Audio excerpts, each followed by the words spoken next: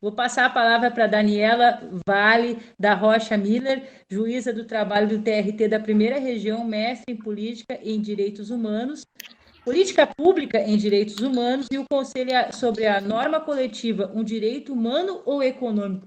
Muito boa noite, seja muito bem-vindo e obrigada pela presença. Boa noite, Carmela, obrigada pelo convite, boa noite a todas e todos. Fiz algumas anotações para tentar ficar dentro do tempo. Desafio dos 5 minutos. Bom, o conselho, meu conselho é relativo ao tema 1046 do STF, que se refere à validade da norma coletiva quando ela reduz ou retira direitos trabalhistas que são garantidos por lei aos trabalhadores e trabalhadoras sem nenhum tipo de contrapartida. Esse tema ele sinaliza uma mudança de rumo do STF, uma vez que até bem pouco tempo o STF entendia que isso se tratava de uma questão infraconstitucional, até porque não diz respeito à norma coletiva que confronta a própria Constituição Federal.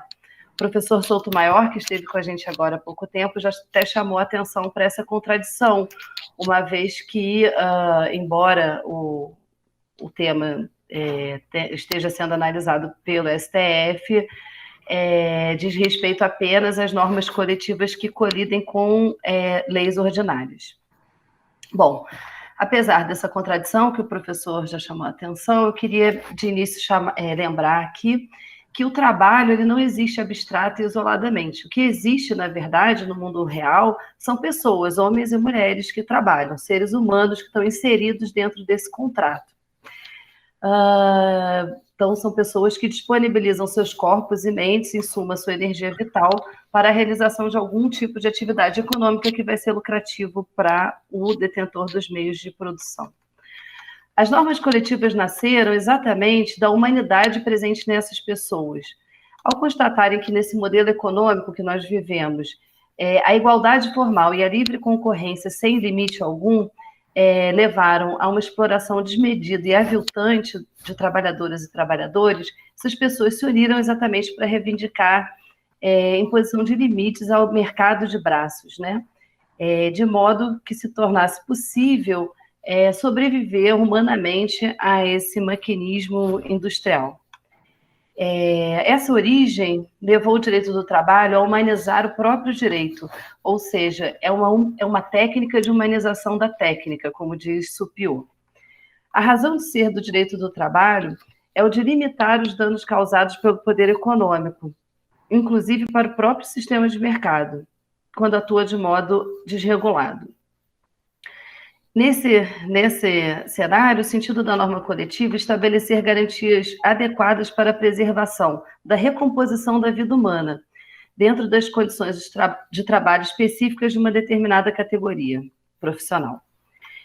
Para garantir a sobrevivência humana minimamente digna, é necessário limitar a jornada, de modo a garantir a recomposição orgânica dos que vivem do próprio trabalho, e aí recomposição orgânica não só alimentação, sono, higiene pessoal, como a própria convivência social dessas pessoas. Fixar um valor mínimo da remuneração e garantir também que todo o tempo à disposição seja efetivamente remunerado. Isso é importante porque esse tema diz respeito exatamente à remuneração do tempo de deslocamento de trabalhadores de uma mineradora. Todos sabem que não é possível explorar esse tipo de atividade nos centros urbanos, é necessário se deslocar para outros locais, por conveniência exclusivamente do empregador. Então, a discussão é em relação à remuneração desse tempo de deslocamento. E também a proteção à saúde física e mental das pessoas que trabalham. Esse é o núcleo mínimo básico para garantir a sobrevivência de trabalhadores e trabalhadoras. Já se disse que o direito do trabalho é companheiro de viagem das crises financeiras, políticas e sociais. Apesar dele ser estabelecido para proteger trabalhadores e trabalhadoras exatamente nesses momentos de instabilidade, é no momento de crise que a aplicação do direito do trabalho se torna mais desafiadora. Ele é o primeiro a ser rifado, né? A primeira proposta para se superar a crise é que se retire a proteção a trabalhadores e trabalhadoras.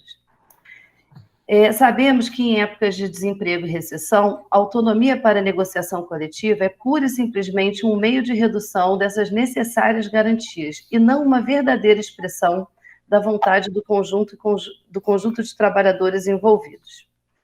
Uma negociação que aumenta a lucratividade de pouquíssimas pessoas, mas custa muito para toda a comunidade em que a empresa se insere.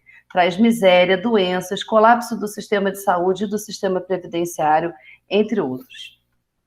A utilização da norma coletiva para a redução de garantias trabalhistas, ao estimular o dumping social e uma concorrência desleal, contraria inclusive as regras elementares do funcionamento do próprio mercado. O direito do trabalho, portanto, tem a finalidade de proteger a humanidade dos que trabalham. É um direito humano por natureza. E como todos os direitos humanos, pressupõe a desigualdade entre as partes envolvidas e deve, portanto, se posicionar em favor dos mais necessitados de proteção. É por isso que o conselho que fica hoje aqui, o meu conselho, é para que a norma coletiva não pode ser utilizada para a mera retirada de direitos legalmente garantidos, sem nenhuma contrapartida para esse conjunto de trabalhadores e trabalhadoras, pois a norma coletiva deve assegurar melhorias da condição social dos trabalhadores, como já estabelece o caput do artigo 7º da Constituição Federal. Obrigada. Professora Daniela, muito obrigada.